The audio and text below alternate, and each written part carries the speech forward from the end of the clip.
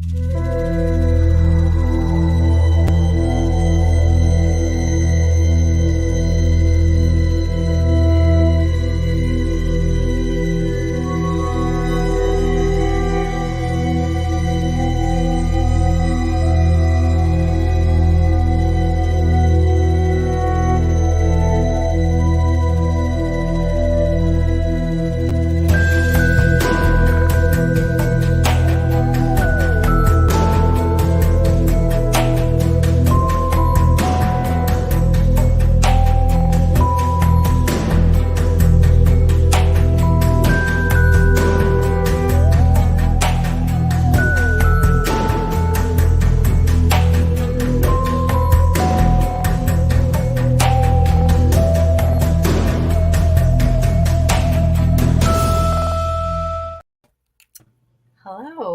Good evening.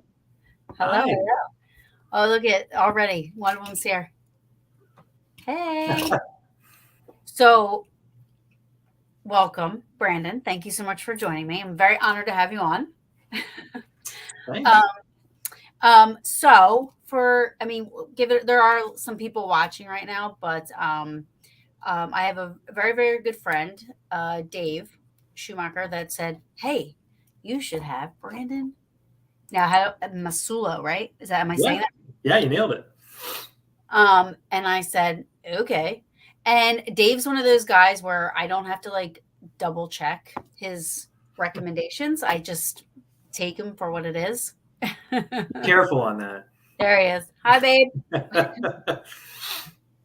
And him and Tim Vickers both were a little excited about this. And I love those guys. They're like my big brothers. So welcome. Yeah, I'm a fan of Three Tortured Souls as well. Actually, it's 4, Brandon. I'm sorry, 4 Tortured Souls. That's right. I forgot It's to 4. add. See, look, hello, number 4. Yeah. Okay. All right. Yeah.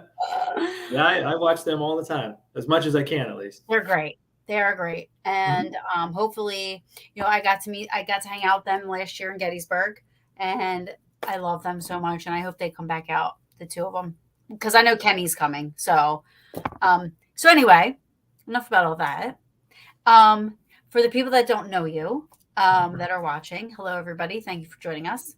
Can you just start where you want to start and get us to where we are right now? Because, I mean, your resume, if you will, CV is pretty impressive. I like it. So sure. Well, thank you. I appreciate that.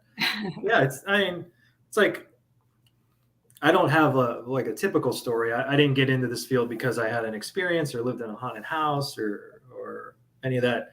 I kind of wish I had those cool stories, but I don't. Right. So I kind of got into it through more reading.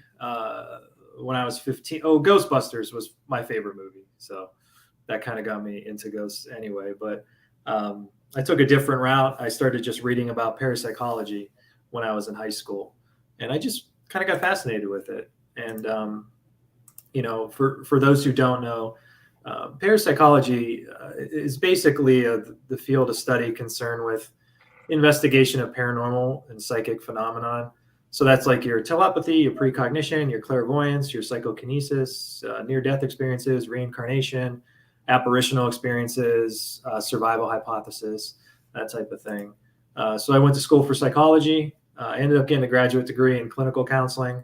And then I went overseas to the University of Edinburgh in Scotland, because there's not a lot of places in the U.S. that you can actually study parapsychology. Why is that? I don't know. I think odd to me. Are we not smart enough? Well, there's still a little bit of a stigma associated with parapsychology. Really? I think it's gotten better, but back around when I was going to school in 2008, 2009, something like that, it wasn't very popular. But nowadays, if a university puts a class on parapsychology or ghosts, it fills up like that. Yeah. So I think it's becoming more and more accepted. But the UK has been doing it for a long time, and that's where I went to the University of Edinburgh there. They have a whole University of Edinburgh is a top 25 university. That's the place where they cloned the sheep. Does anyone remember like Dolly, the sheep, back in 1994?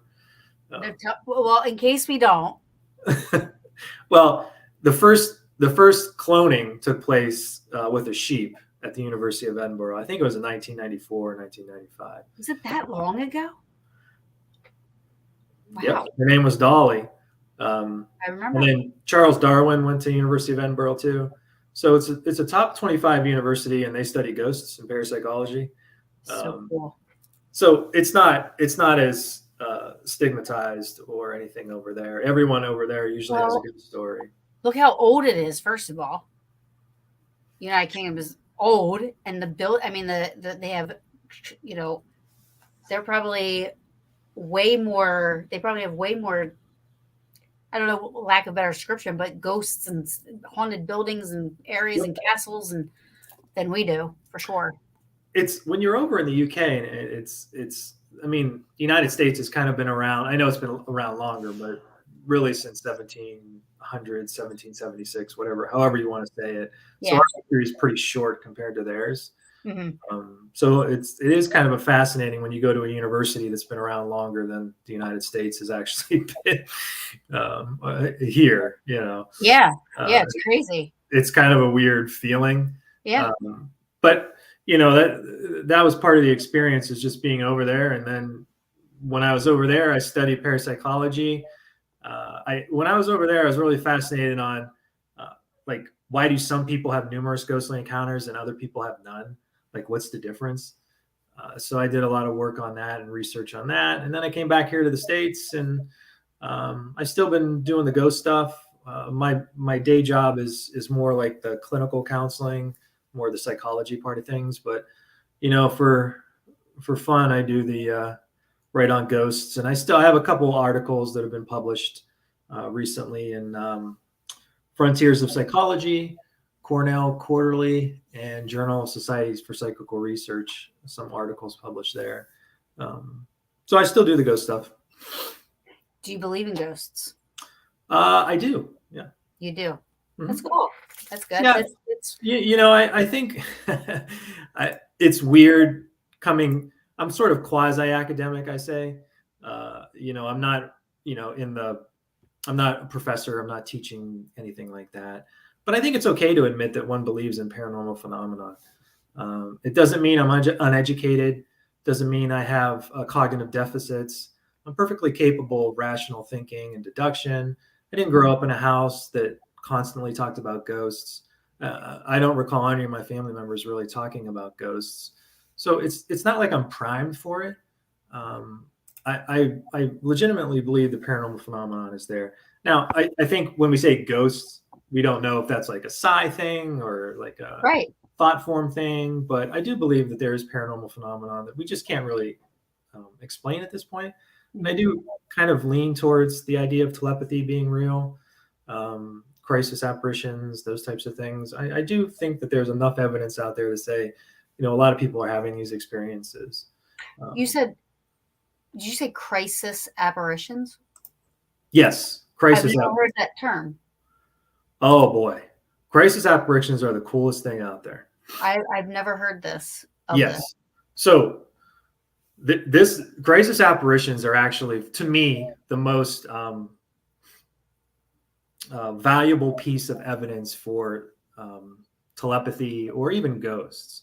So basically crisis apparitions, it's kind of a wide range of phenomenon, but what happens is you have a vision or an apparition at or near the time that a distant loved one or acquaintance was sort of dying, involved in an accident, or experiencing some type of unexpected event. So many people report that they've seen a lifelike apparition of a friend or a relative at or about the time that person was dying, involved in an accident, experiencing a tragedy of some kind. So the example I give is, if I wake up one night at a random Tuesday night at 1 a.m. and I see the ghost of my aunt hovering above my bed, and she says, "I love you," and then she disappears. Mm-hmm. The next day I get a call and they say, "My aunt died last night right at the time that I had that apparition of her." Mm-hmm. That's a crisis apparition. It's a spontaneous phenomenon that happens at or around the time that another person either died or was in a significant crisis event. Can So I ask a question? What about the people that say they get phone calls? yeah, there's a lot of phenomenon like that too. Is that in the same category as a crisis apparition? Yeah, they I can't remember the actual term, but it's more or less like they used to call it vertical hallucinations, which hallucinations doesn't mean it's psychosis or anything like that, but it's experiencing some sort of feeling or telepathic distress signal from somebody at or about the time they died. Um, Telephone calls are obviously a more modern thing. Right. But True. there is whole books. I think one of the books is called Telephone Calls from the Dead, or Phantom Messages, something along those lines. But that's kind of the same thing. You're right. If it happens right at the time somebody dies or in a crisis event. And sometimes these things aren't when people actually die. There's a lot of cases where, like, a loved one gets in a car accident and I'm just sitting at home and then I see a vision of, my wife or someone,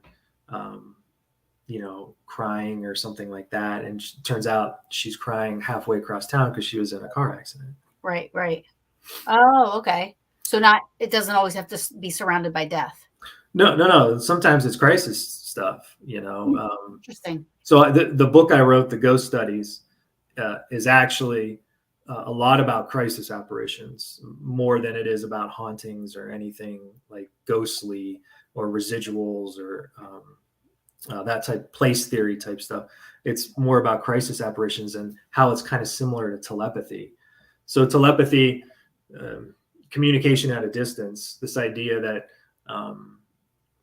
I can communicate to you states away. And sometimes they think these crisis apparitions are actually like telepathic distress signals. So it's fascinating.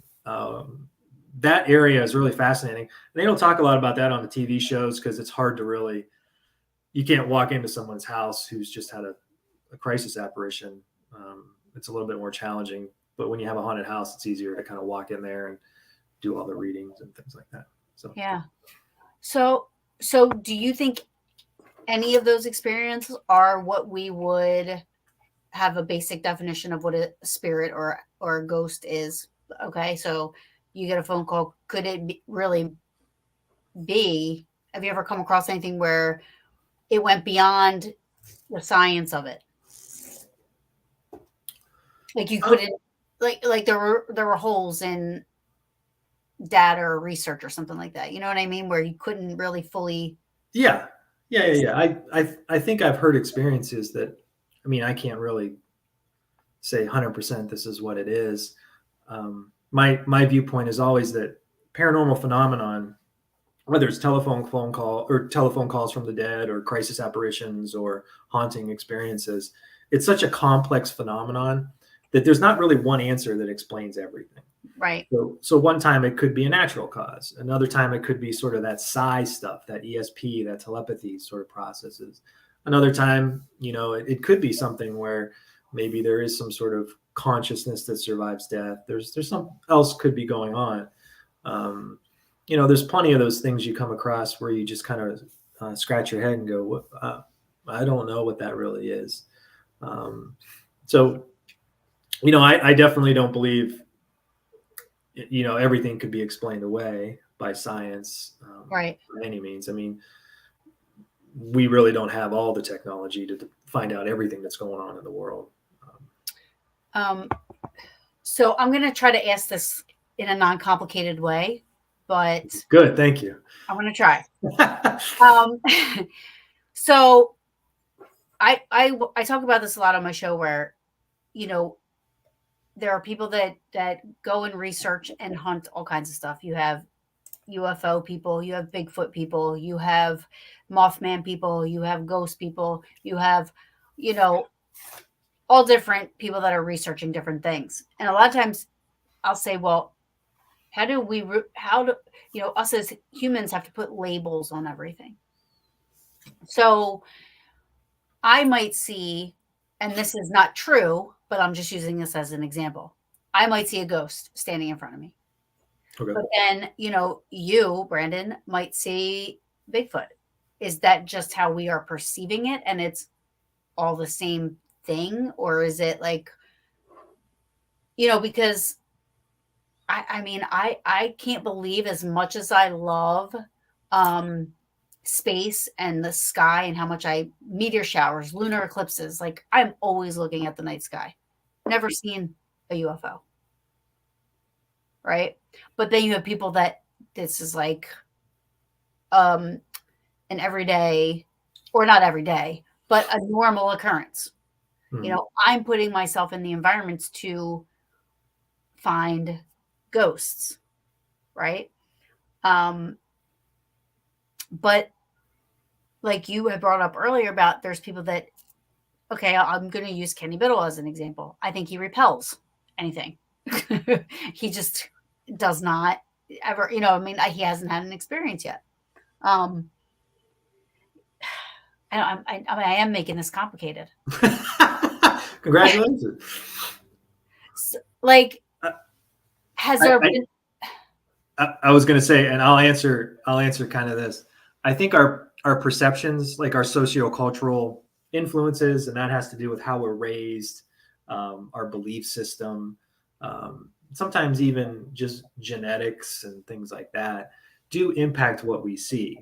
So if I see a ghost, the perception of the ghost is different. So the perception of this ambiguous thing that's there is different from a child versus an adult.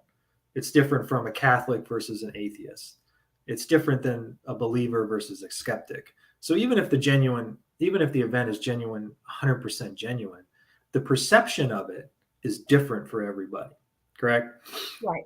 So what you perceive has to do with a little bit about how your sociocultural influences are. That's an important part of it. Um, and you mentioned um, um, I forget his Kenny Biddle, the skeptic. Yeah. Yeah. Yeah. Um, this is something where I think research is taking a little bit of a turn, and because before it was like, in order to see a ghost, you have to be at the right place at the right time, Right. right? So when you start talking like that, then the idea is this ghost is this external thing that happens whether we're there or not. Um, Mhm. And I think research is now saying it's not so much right person. It's not so much being in the right place at the right time. It's the right person in the right setting. Uh, so what we're finding is that there's people that have numerous ghostly encounters, and there's a difference between someone who has numerous ghostly encounters and someone who has none. Um, that doesn't mean that a person like an adamant skeptic can't have a ghostly encounter, but it seems to be the majority of these occurrences are the right people in the right setting. Hmm. Right. And Mhm. the right people, it kind of varies. There's a thing called transliminality, which is just sort of this perceptual personality that people have that they're born with. Um, so we all have this as we sort of walk around the world. We have our unconscious, we have our subconscious, and we have sort of the external environment. Now, our unconscious and our subconscious sometimes can be just bombarded by things that are going on in the world around us. Some of us have pretty good security guards, and they keep our unconscious thoughts out of our consciousness. So what happened to me when I was 2 years old doesn't start popping into my brain now, right? Right. My Okay. unconscious is sort of stored in a deep part of my brain. Right. Some people have like the security guard that keeps their unconscious from getting inside their head, and it keeps all the sensory stuff out there as well. So I'm not bombarded by noises and smells. Kind of like if you ever watch Superman, um, he hears so much, he smells so much that he has to sort of block a lot of it out to focus on whatever he's doing. People with transliminality don't have a good security guard, so they're always bombarded by unconscious, subconscious, external stimuli, and sometimes these people have more ghostly encounters. Hmm. So that there's people who are really sensitive to the environment too, environmental sensitivity, and that has nothing to do with like psychic sensitivity. It's more or less just people who um, have severe allergies or migraines or fibromyalgia or sensitivity to chemicals and smells. These people have way more paranormal experiences than the general population. So we're finding that it's sort of like the right people, genetically, biologically, psychologically, and you put them in sort of the right settings. So not a lot of people have ghostly encounters at their dentist office, right? Yeah. Why is that? Why isn't there hundreds of reports of stuff at their dentist office or the Right. DMV? Why is the Oh, DMV never haunted, right? right. Sometimes the setting plays a role in it too. And that's not like a skeptical or materialistic view of it. It's just the setting plus the person kind of mixes together to cause a paranormal or ghostly encounter. Interesting. So, but isn't that like poltergeist activity caused by like telekinesis? Isn't that what they also would say, also like poltergeist? Because for me, my understanding of a poltergeist is just caused by a 13, 14-year-old, a teenager, so girl that's going through puberty or going through something traumatic and can cause glasses to break and things that whatever her, she's like just so pumped. But that's what I always thought a poltergeist was. But then wouldn't you put that in the same category as telekinesis then? Not necessarily. I think it's very challenging because, what's the difference between a poltergeist and a haunting?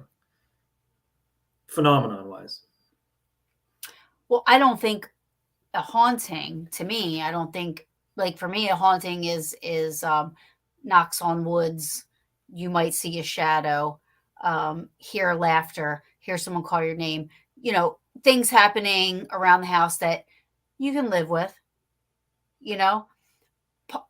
and would be caused by whatever we can't see. I don't know what you want to call it, paranormal, ghosty, or that's fine. some phenomena that's happening that, maybe it's another dimension, maybe we're the ghosts, like who knows. So that's the difference to me. Like, I think a poltergeist is more human mind created. Yes. Yeah. If we're looking at, if you're viewing poltergeist as more caused by the individual, like a psychological, so energy from outside of us, whether that's psychological, whatever, impacts the environment and then stuff's moving and stuff like that. Is that kind of what you're saying? Yeah. Like, if somebody, like a poltergeist to me is more coming from the person, and moving stuff and breaking stuff, and they don't know they're doing it, and they think it's a haunting. They do think it's a haunting, right? And then you do, like, for me, a haunting would be take the person out of it, even though you need the people to create it. You know what I'm saying? Like, it's not being caused by the person. You know what I'm saying? Like, yeah. And I think for me personally, what I look at is sort of the symptoms or the phenomenon, right? So in haunted houses, in hauntings, you have subjective and you have objective phenomenon that's happening. So subjective is like a feeling I get. Only I know that feeling when I walk into a room and I feel overwhelmed with sadness for no apparent reason. That's like a subjective haunt type phenomenon. And then you have objective stuff like objects moving, teleporting across the room, dishes flying all over the place. You see that stuff in hauntings all the time. The Hinsdale house, right? oh yeah. The Hinsdale house has numerous objective phenomena, stuff flying all over the place, faucets turning on and off for no apparent reason. I don't have my notes in front of me, but there's numerous other objective things that happen there. So for me, personally, what I do is I look at sort of the haunt type phenomenon that's going on. And then I try to just figure out, it gets confusing when you try to find the cause. So objective phenomenon is caused by the person. Haunting phenomenon is caused by an external entity. It's tough to really conclusively say it's internal or it's external. Right. So from my perspective, and I've just listened to numerous presentations by some of the top people in the field in parapsychology on poltergeist activity. So I don't discount like that psycho kinetic or psychokinesis agent type thing that you're talking about. But for me, all I try to do when I go into a haunting location is there anything that's going on that I can sort of correlate with environmental data? So like if you have a child's toy in a room, if the child's toy moves, when that thing moved, did anything change in the environment? Like did EMF go up or down? Did ion counts change? Did something happen? So for me, it's more about correlating that with correlating a haunt type phenomenon, a subjective or objective, with some sort of environmental thing that's going on around somebody or around Right. in the environment. Yeah. So when I try to look for causes, I get bogged down. I'm like, oh, it could be this. It could be a thought form. Could be a poltergeist. Could be a haunting. Could be a spirit. Could be a demon. So then my brain just goes like in 100 different miles, and I have to really just focus on, does this phenomenon, is there any part of that data that I can correlate with EMFs or something and say, oh, we have 3 data points. We have this person saying they saw a ghost, we have an object moving, and we have EMF going up or down, whatever. So for me, that's what I look at. But I'm not a poltergeist researcher. That's not really my field. No. And I don't pretend to know much about RSPK, recurrent spontaneous psychokinetic. I think that's what they call it. Yeah. I was just because the mind is a very powerful thing, and I mean, women, I say this all the time. I'm like, if a woman can convince themselves that they're pregnant when they're not and have all of the symptoms and they really believe it, they also can convince themselves that they're not pregnant when they are, and Yep. never know till they go to the hospital and they think they have a kidney stone and out pops a baby, right? I mean, that's right. Yeah, we've all seen those shows. Yeah, I personally know somebody that went through that. I'm like, oh wow, yeah. Yes, and to me that's insane. Yeah, I mean, I believe 100. I mean, I agree with you. Our brains can do things that are amazing. I think we can create things in the environment and not really know we're doing it. That's why it's important to. I know we love labels. We love to give things labels. Like, I know people who go in and say this. Well, it's a demon here, or it's a poltergeist, or it's a haunting, or it's this, or it's that, or it's the ghost of Jane Doe who was murdered here. And I think it gets so confusing that we tend to lose focus on the actual phenomenon that's happening. And for me, my brain can't do that. I can't be working on 9 million different things and causes. So I have to focus on. I'm sure you go down a rabbit hole. Yeah.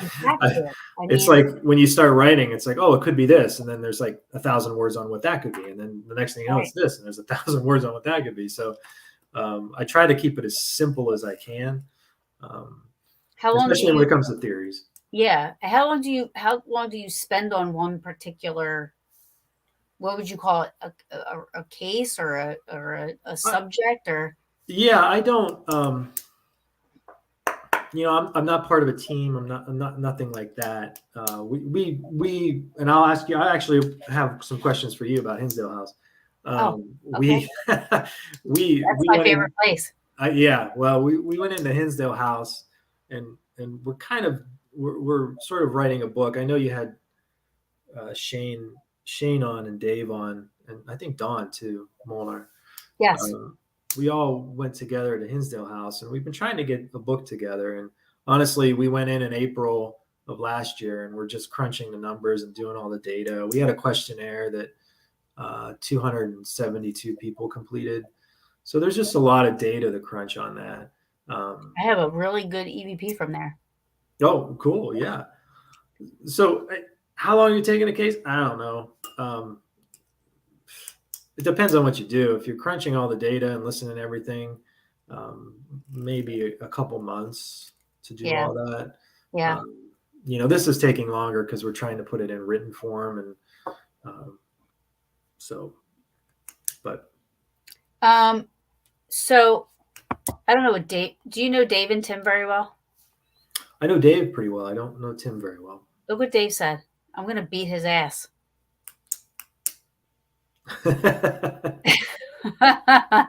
Just saying. Um, So you went to Hinsdale House. What did you think of it? Tell me your thoughts. so first of all, there were some things I experienced some things there that I haven't anywhere else. Um, I loved it. It's now my number one most favorite place that I've been. I can't count Gettysburg. Gettysburg is in a category by itself, and I Okay. go there so much. So I have so many experiences there. So I can't really, it's not counted. Anyway, Hinsdale, actually I fought going for 2 to 3 years. I fought going. And finally my peaches were like, "You're going with us." So I went. I was afraid to go because I heard all this stuff about it, that it was negative, that it was this, Yeah, no, I heard that stuff too. Yeah. So I Legit. didn't want to go because I don't want anything to do with anything like that. Yeah. So I finally go, and I'm telling you, it was the best experience I had to date. My peaches actually went to dinner, and I stayed behind by myself for 2.5 hours and just walked around with a recorder, was trying to communicate, doing just stuff like that. I've never done that before. I didn't think I'd be able to do it. Yeah. But there were some strange things that happened. They're all on record because I don't shut my recorder off. I leave my recorder going 24/7. I could. So I have I have almost everything on record. There was something that happened outside that I believe it to be that I saw a bear. I have never been that scared in my entire life. But I do think it was a bear.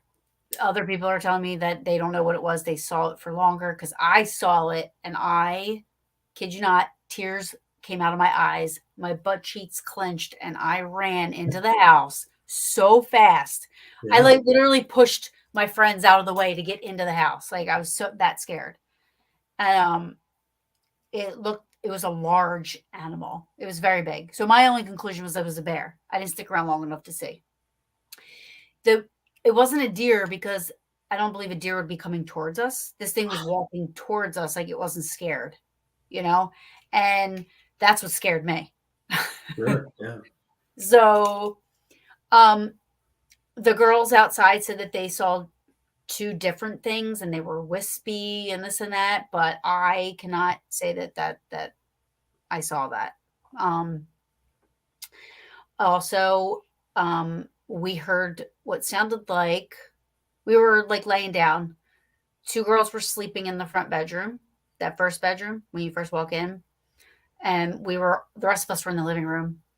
And it sounded like somebody got up and walked into the kitchen, and we had a bunch of baskets all everywhere with food in it and stuff, and you could hear paper rustling. So we thought it was one of the other two girls walking and stopping to get something out of a basket and was going to come into the living room.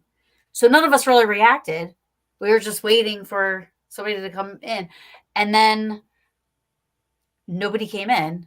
So then we were like, Kim, Dana, and they were sleeping in the bedroom. Yeah. So that was strange. Yeah, I've heard a couple people talk about footsteps in the kitchen. That Yeah. seems to be a common. That and that I don't know. See, I have ADD really bad. So when I get taken around places and they do the history tours or they walk us around and they say whatever, I never obtain that information. I don't know why. I just don't. So it does. I don't remember the names of the rooms, the people that were there, and nothing. So and anybody that's investigated with me can attest to this because I ask questions. They're like, we already talked about this. Like, so I didn't know that, but I promise you, hand on the Bible, it sounded like somebody walked into the kitchen, and none of us were really we weren't even thinking about it, but we all thought somebody walked. After we realized it wasn't anybody, we all said to each other, like, I thought that was Kim or Dana. so we weren't like talking about it. We weren't discussing it. It was like when we weren't paying attention, things were happening. We have What do you think? What are your thoughts? Like, is this like a ghost? Is this like a mouse? What do you think? not a mouse. Yeah, no, I just using that as an example. Yeah, I don't know. I honestly, I mean, I know what I heard. I'm not crazy. Yeah, no, yeah. You know what I mean? So I can't explain. I don't know how it happened. Yeah, so that's the important part. Like, it's sometimes focusing on just the phenomenon and not trying to come up with this is what it is, right? The experience you had was haunt type phenomenon or paranormal or ghostly encounter, and it sounds like you didn't really focus too much on, well, it's a poltergeist or it's whatever. So that's great. I mean, Yeah, why do you think? That's the thing. Like, so when you're not focused on it, if you're not sitting there asking questions and you're, you know, doing an investigation, you've lost that opportunity to try and figure out, because you don't realize what's happening. Like, we didn't know, we just assumed it was one of us, you know, and before we realized it wasn't time. I mean, I have it all on the recorder. You know what I mean? Like, you can hear us like go, wait, Kim, Dana? Because then I was like, where are they coming in here? Like, what are you guys doing? You know, like, Yeah. I mean, it was crazy. I mean, the thing about Hinsdale, and so we did a questionnaire and we sent it out to, I already forgot the number, 272 people that went there. Of those 272 people, 90% of people had an experience in that location. Yeah. So that's a high number. So it's one of those locations that Odd things we happen. talk about, like the right setting. Yeah. It's one of those locations that for some reason induces experiences, right? So when we talk about right people, right setting, why is this house inducing experiences, whereas other houses aren't inducing experiences? So why do you think one house is haunted and another is not? What is the genesis of a haunting? Because you've talked to many people, you've been in the field for a little while. What causes a haunting in a house? And anyone can answer this in the chat too. What causes this? I honestly think it has. I think it's everything. I think everything. I mean, I think it's the land.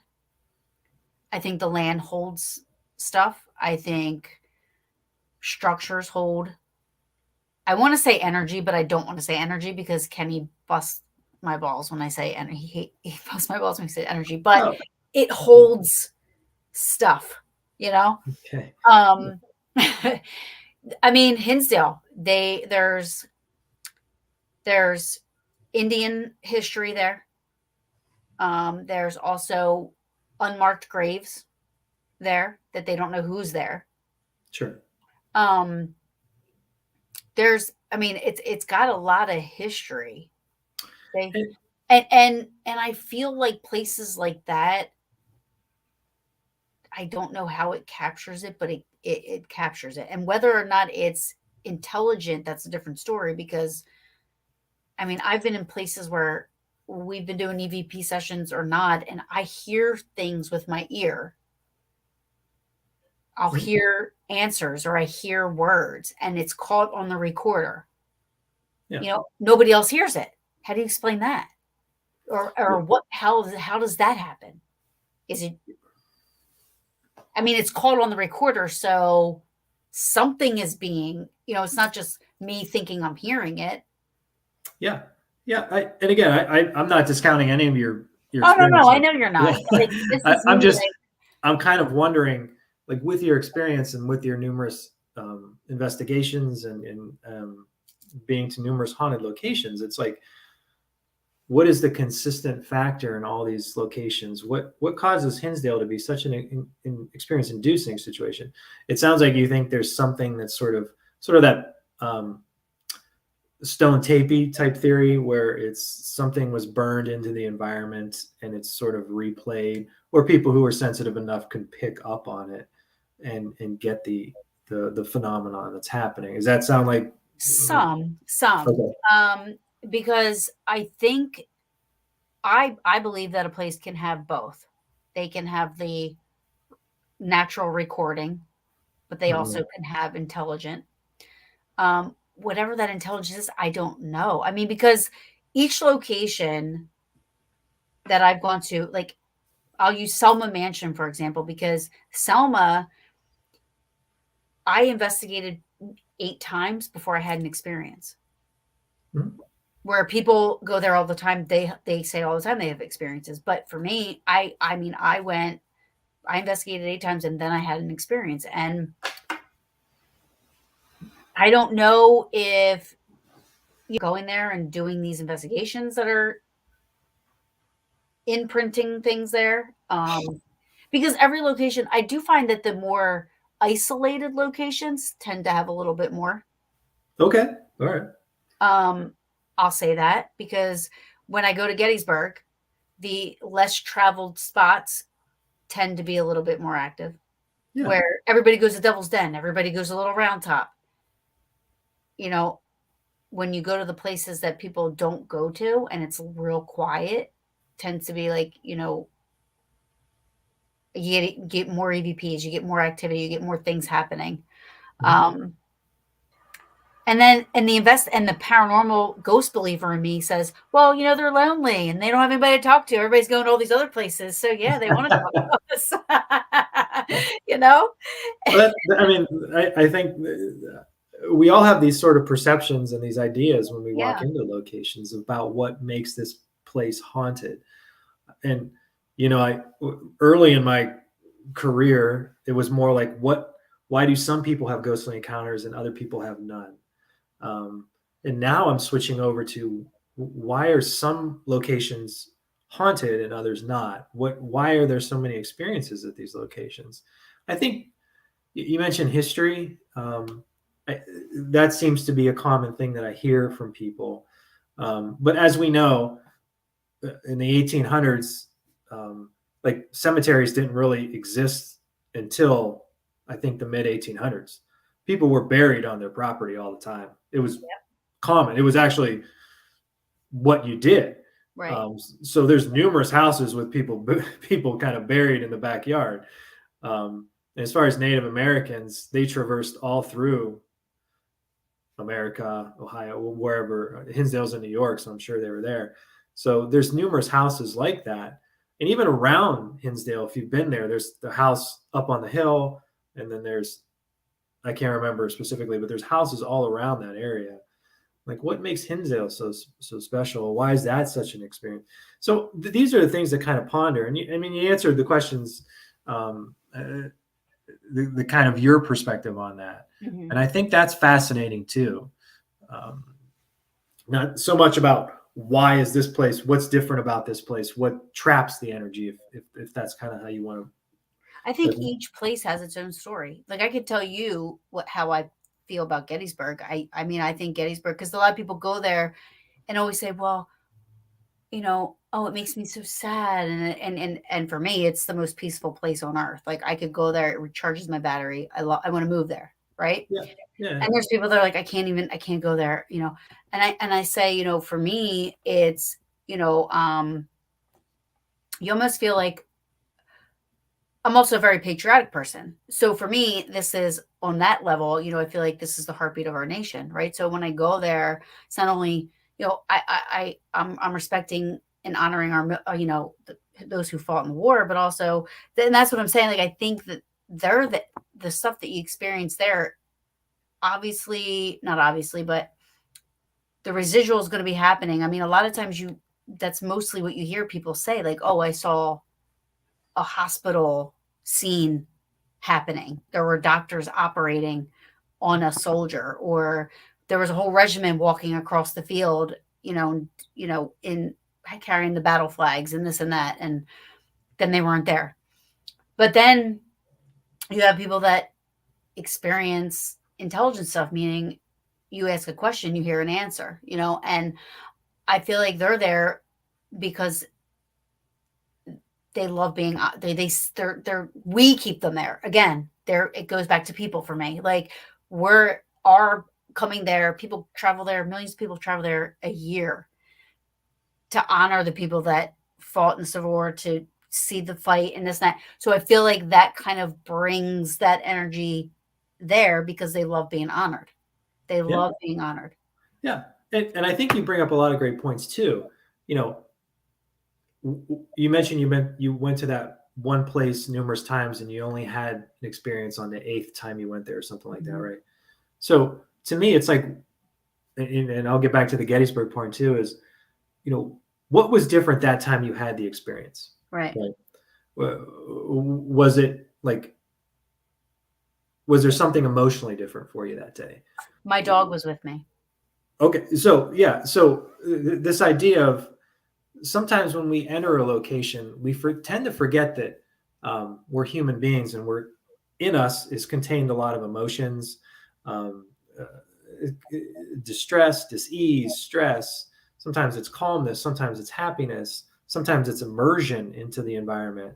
So when we walk into a location, we're bringing all that stuff in there with us. So when we bring all that stuff in there with us, perhaps that has something to do with why we have experiences and not.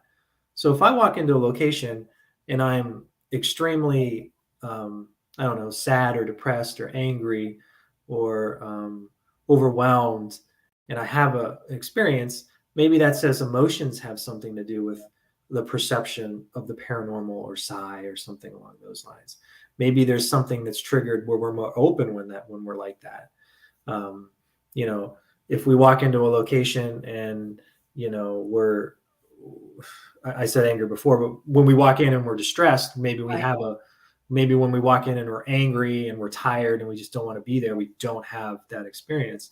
So maybe there is something that we bring to the location or emotionally that makes us more attuned to a location, right?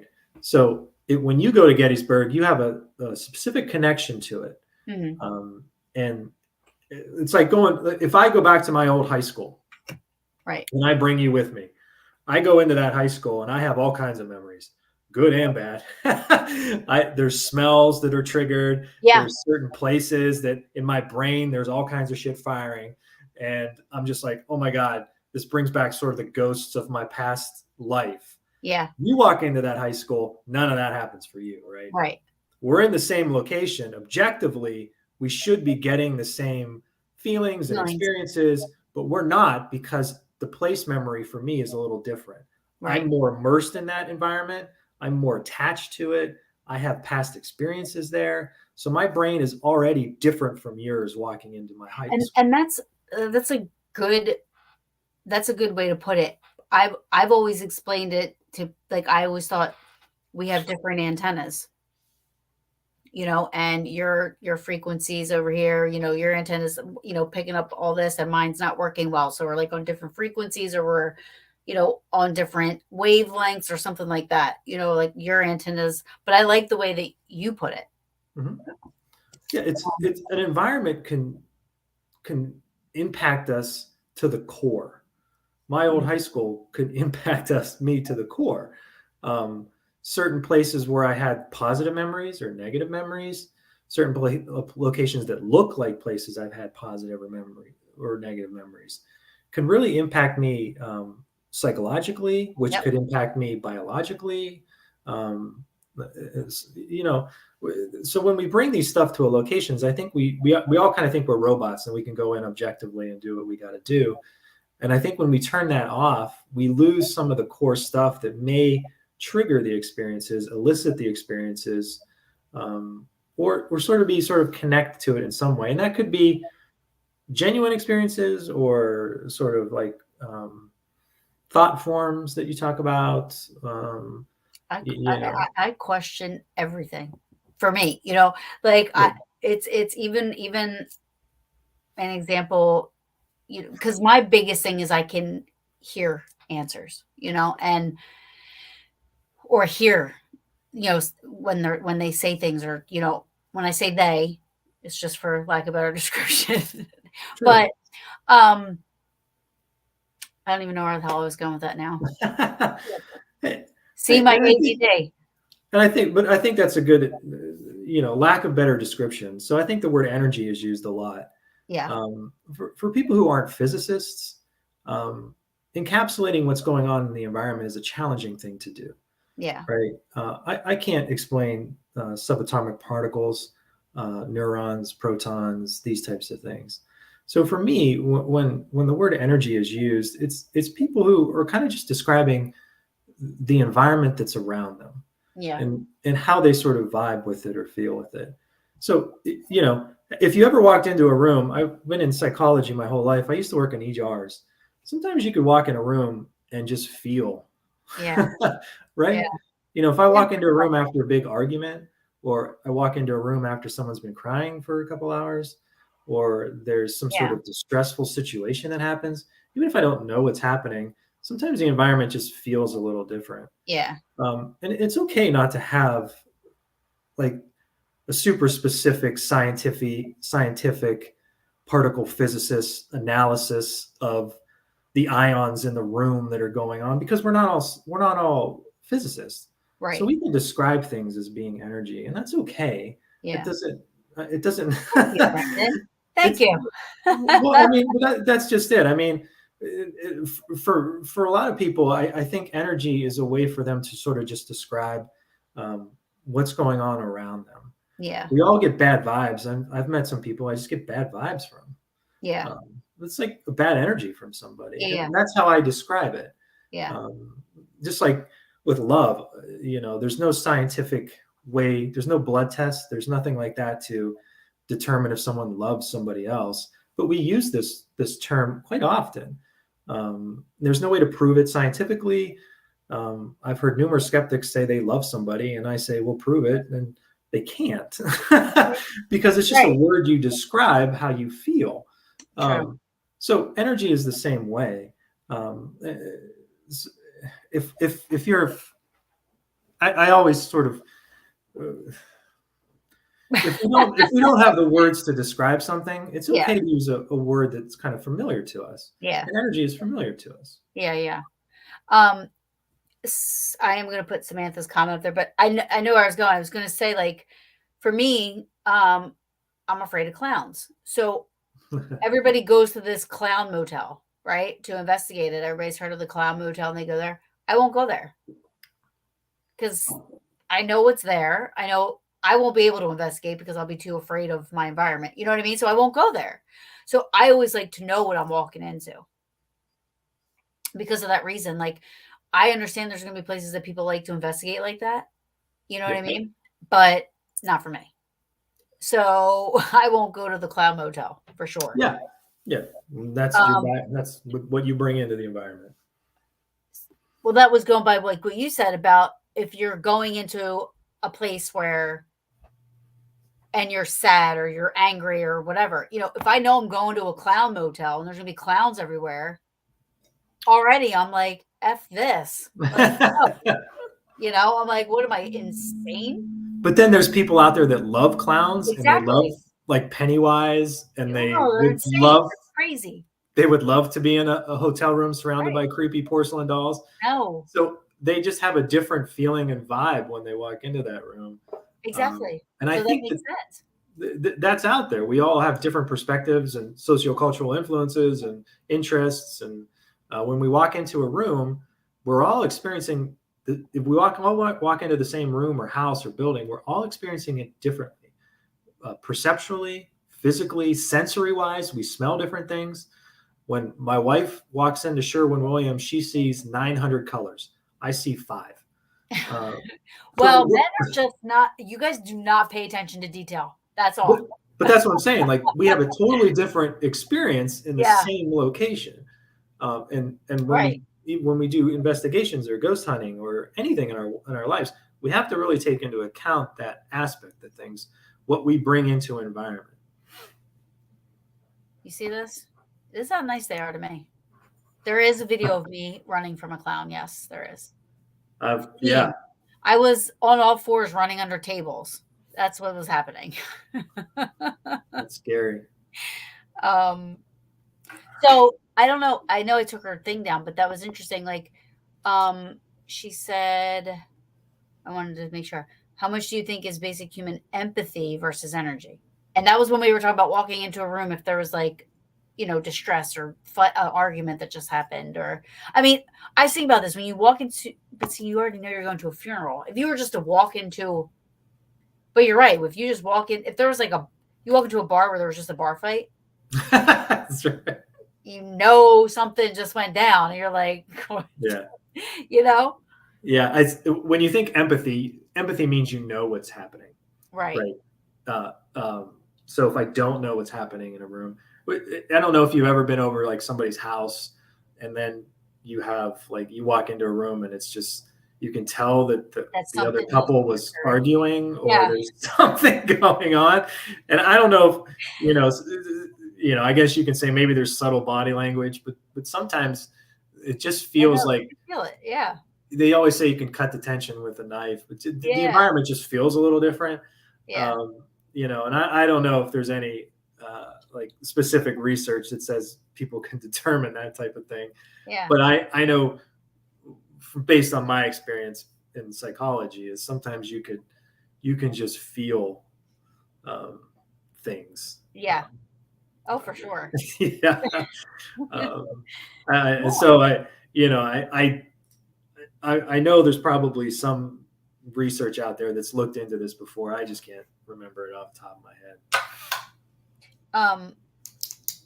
So your book, Mm-hmm. Which I'm going to buy now. Well, good. Oh yeah. You know what? Hold that thought. So do you know, you do know Don. You said you were at Hinsdale with him. Yeah, I know. Yeah, I know Don. I love Doc. Yeah, he's a nice guy. So your book, Mm-hmm. Tell us about, we started to talk a little bit about, you said it was a lot with, crisis apparitions. Yeah. So crisis apparitions are a big part of it. It's so the book is called The Ghost Studies, and I wrote it. I think it came out in 2017. But for me, I spent several years sort of gathering as many firsthand accounts of ghostly encounters that I could. I read book after book on ghostly encounters. I kind of listened to people talk about ghosts for long periods of time, conventions, things like that. I started noticing some similarities amongst the majority of these encounters. And it kind of led me to come up with some new hypotheses and ideas on what ghosts could be outside of the discarnate entity with unfinished business. So I wrote the ghost studies and I came up with kind of, like I said, several hypotheses on what it could be. I kind of linked it with telepathy. I linked it with emotions. And I basically say that, ghostly encounters are a mixture of psychological, biological, and environmental factors. They all kind of come together during sometimes crisis events. And I give my perspective on what I think some ghostly encounters could be, specifically like hauntings and imprint theories and things like that. And the book is, like I said, it's been out for a while now. And for me, you mentioned your ADHD. Yeah. I'm the farther I move away from something. So when I start taking on other projects, my brain pushes out the past stuff. Does that make sense? So yes. I'm usually like not the best at talking about things I did a year, 2 years, 3 years ago, because I'm so like right now I'm engrossed in this Hinsdale book. And no, I'm all about this. I can't wait for this because Hinsdale now is my most favorite place. Yeah, it's a great place. But unfortunately, this book has just been sucking my brain. So I'm so focused on that, and some of the other recent stuff. No, well, we can talk about. Let's talk about Hinsdale then. I will always talk about Hinsdale, but Yeah. So, but with the book, anyone can buy it. It's got some new theories on it. I'm getting back out into like the paranormal conference world as well. So I'll Oh, be good. at the Fort Wayne Paranormal Conference in September. Fort Wayne and where? Indiana. Oh, Indiana. The West Yes. like I've never been to the West Coast. I've been there once, but just for a girls' weekend. I Yeah. didn't do anything paranormal, but you It, know, if you want to head out to Indiana, go for it. So it'll be a good time. It looks like yes. there's a lot of good speakers there. Yeah, Gettysburg. I would love to go to Gettysburg. I've never Oh been to my gosh, you Gettysburg. should totally come. Yeah, It's so fun. I Hey, would love Dave, to. Dave, this means you're coming? Because you said he must join us in Gettysburg, so that means that you are coming. I think That would Dave be won. really. You should come. Just shack up with them guys. They got room, I'm sure. Yeah. No, Um, it's I'm trying to get back out there, and I did another one in Virginia this past a couple months ago at the Hanover Tavern in Virginia, which was really fun. When I gave a talk a little bit about crisis apparitions. Um, so that's awesome. if you're interested in crisis apparitions, like we talked about, the book's a good starting point for that. Yeah. It'll point you towards some research out there as Oh, well. I Because just I've never heard of that. Like to me, I mean, I've heard the stories, but I yeah, didn't know there was a category for that. You know? yeah. If please everyone look up crisis apparitions and look up the stories. There was a book that was written in the late 1800s called Phantasms of the Living, which has 600, I think it's 600 accounts of crisis apparitions. It's really a fascinating read, and to me, it gives like I said before, the best evidence, if you want to say evidence, for sort of ghostly phenomenon is these spontaneous case examples, because you take out suggestion. A lot of these people who have crisis apparitions have never had a paranormal experience before, Right. and then when they have a paranormal experience, it coincides exactly when someone died. So the odds of that happening are pretty Yeah. astronomical. I think, and my math is not 100%, but let's say you're 30. So if you're 30 years old, I think you've been Thanks. alive I'll for like take that. 30 years old. You've been alive for like 15 million minutes. So out of those 15 million minutes, if you had an apparition, let's say of your father, at the exact time he passes, that's sort of astronomical odds. Right. It's tough to dispute things like that. So I find those crisis apparitions to be not only fun reads, but just pretty good data. What do you? But and you don't believe it is that of a. You don't think that's my dad saying bye before he leaves? Well, again, I know you can't 100% ever oh yeah. say yes No, or no, but I mean, I think my stance more is that, so telepathy is this communication at a distance. So I think telepathy plays a huge part of. When people think of telepathy, they think of one person reading another person's mind. So if you're thinking of a number, and I read your mind and I pick that number as telepathy. But telepathy is actually a lot more than that. Telepathy sometimes is images, it's feelings, it's hunches, it's things like those. There's an example of a woman who was writing a letter to her daughter. Her daughter was away in college, states over, miles away. mhm, And as she was writing the letter, she had this intense burning in her right hand. And it was so painful that she dropped the pen and almost like screamed. Um, and then she found out that her daughter, who was hundreds of miles away, actually spilled acid on her right hand at the exact, and she was in a lab at school in college, and she spilled acid on her hand in the same exact spot that the mom had the pain. So this is sort of telepathy. The right. daughter is communicating her distress states over to her mom, and it's coming out in the form of physical pain. But there That's a would have form of. to be some unseen, for lack of better term, force, if you will. for It that has, connection to happen, yeah, right? it has to do with what they call it is entanglement. Um, and I talk a lot about it in the book, but entanglement is kind of um, syncing up with somebody, and usually it's somebody that you're pretty close with. And when you sync up or resonate, then communication is passed more or less. Hmm. So you talked about frequencies before.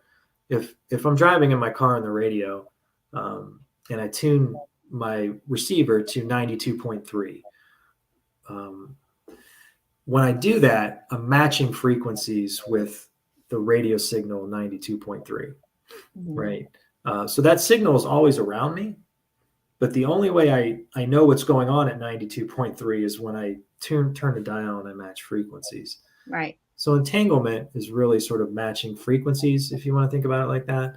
And then communication is sort of, there's been some research in that. I talk about some research studies that's been done where people sort of had this entanglement from over 3,000 miles away, experimental type stuff where people had entanglement. So it's not far fetched. It's like a cell phone in a way. When I dial a number, how come it goes directly to you and not to some other random person, right? Hmm. That's kind of like a weird, very basic way to think about entanglement. Right. Makes sense. Yeah. Makes sense. So I guess you don't know when your Hinsdale book is coming out. I no. We're still working on it. We've got a lot of words. I didn't even know you guys were like looking. Well, we actually just went in September. We did a show about it Yeah, I heard they forward me it. So I did watch that show. with me and my peaches. Yeah, Yeah, we yeah. talked. I we did a deep dive in the lore of Hinsdale. Like I said, the questionnaire. Yeah, Dave and Shane did a bunch of like the EMFs and the environmental stuff. So I it's love just Shane. Shane's awesome too. yeah, it's just it's just a fascinating place, and we're just trying to figure out as much as we can. You The know, problem is when you get that much data, it's just tough to get it all together and put it yeah. on a piece of paper and then make it. Were there a lot of consistencies with one certain area of the place, Um, or were there a lot of all of the? Because I like a lot of people talk about outside, right? So everybody mhm. said like before I went, everybody was like, "Oh, the outside's worse than the inside," Oh, right? yeah, So this is what I was told. yeah, And during the day, I mean, it felt great. I was like blowing huge bubbles all over the property, and like we like went up to the giving tree, and we created a new one. Like we went up there, and yeah. there's this giving tree, and people put stuff up there, hang Oh stuff. yeah, I know. Yeah, So I look over and I go, well, that tree's kind of bare. Let's start putting stuff on this tree. So me and the peaches went and we got a whole bunch of stuff, put it on this other tree. So I was like, hopefully, maybe all the trees will start to get decorated, right? yeah. Why not? Um.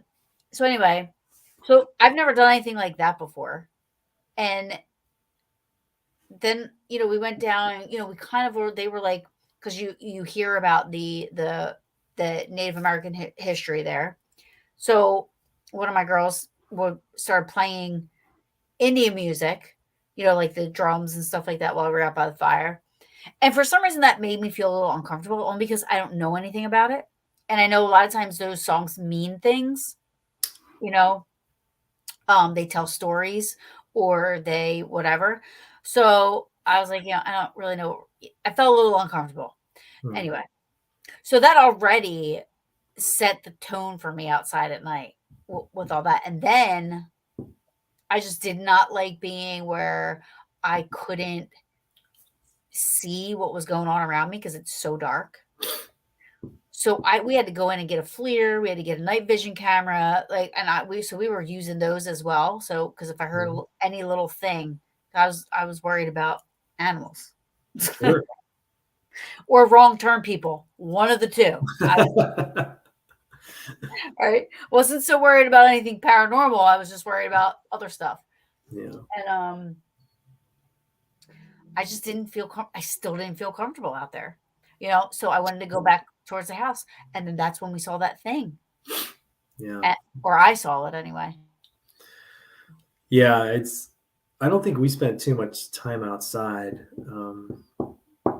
It was the scariest thing I ever saw. I'll say it's an animal. I just don't know what kind of animal it was, but Mhm. it scared the shit out of me. Oh, sounds like it. Yeah, It really did.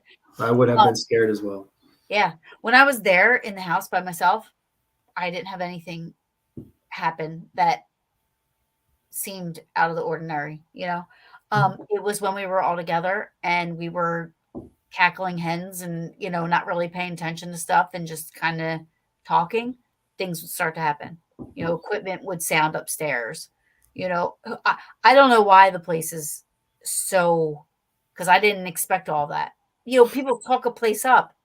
So you're like, I'm going to go here and I'm not going to have anything happen. Yeah, I mean, statistically, there's a lot of experiences happening there. But it's the same as Hopefully, like Gettysburg, right? I mean, Gettysburg, there's ghost stories from there, and a lot of people have stuff happen all the time there. For some reason, asylums. I think a lot of the stuff comes from like either stories and the people going in. You already have these like preconceived, impressions of a yeah, place. there's narratives. You're right, 100%. Like you said, when you drove up, you had this apprehension about the story of the demons and the structural exorcism, and we have this narrative as we walk in. And then if we do have some sort of ambiguous stimuli or something falls, even if it's natural, we can kind of automatically go right to that one narrative that we have. So I think that plays a role in it too. Yeah. There was something else happened that was we had a lot of odd things happen. Like the last day we were there, the sheriff's department showed up. Now it wasn't odd for them to come, like the police department, to make rounds. But they got out. They came, they were starting to walk up to the house. We met them and they said, "Is there a oh my gosh, what did they say the name was?" It was a girl's name. The last name was Ballinger. I have it on record because I record all the time. But so they asked for if there was a girl here by this name, and we were like, no. And we said, maybe we're leaving, maybe they're coming after us. And they said, well, they called 911 and gave us this address, and it was Three Bear Drive, but it brought us here. It didn't take us to. There's no Three Bear Drive in Hinsdale. It was like the strangest conversation we've ever. I was like, what? Like, That's okay. yeah, it Yeah, was that's a so weird. weird. You It think, was so yeah. weird. Now, it wasn't the local police department, it was the sheriff's department. You know what I mean? Oh, So I don't know if I'm assuming, because I said, wouldn't the police know that there was no, if they work in this town? And then yeah. somebody was like, well, it was the sheriff's department. It wasn't the police, it was the sheriff. Oh, So they're more global, you know what I mean? Like they're not just contained to one area. So, but they're like, yeah, we put in Three Bear Drive and it brought us here. We're like, well, this isn't Three Bear Drive. And they're like, well, we know that, but so we don't know why it brought us here. Like this whole, and I have this all on record. Like it well, was a strange thing. I hope they found her. I know. I'm like, well, I'm like, I don't know what to tell you. Like, and then I messaged the girl and she goes, I grew up in Hinsdale. There's no Bear Drive. She's like, I Yeah, have no idea. I said, do you know this person's name? And she said, no, I never heard of them. yeah, I don't know. It was just weird. yeah. That is a weird So, experience. yeah. Well, So, that's what Hinsdale does. it sure does. And the next time you guys go, I'd love to go. I, We're we'll actually see. going. We're going April. Me and the Peaches are going in April because we're going to plant an apple tree and a peach tree on the property. Oh, you're going Yeah. next month then? Yeah. Oh, wow. Okay. Yeah. We love it. We all collectively fell in love with it. Like, Oh, it's our that's favorite nice. place. So, Nice. yeah. So, That's good. yeah, I had a very positive, awesome experience there. It's very relaxing, not to mention. Like, during the day, we sat out there by the fire, played music. We had, a glass of wine and just chilled out Yeah. for a little bit. It was very peaceful. Yeah. I mean, it's a nice area. It's a nice rural area. Got water, pond, very Yeah, serene. yeah, for sure. It's not it's not scary driving up to it. It's not what you expect from reading some of the books and seeing some of the Yeah, shows. It's not yeah. as ominous as I think it's sometimes portrayed. No, Um, no, but we did have some stuff happen that, I'm telling you, every experience, every emotion that I could have doing that, I had. So that was interesting.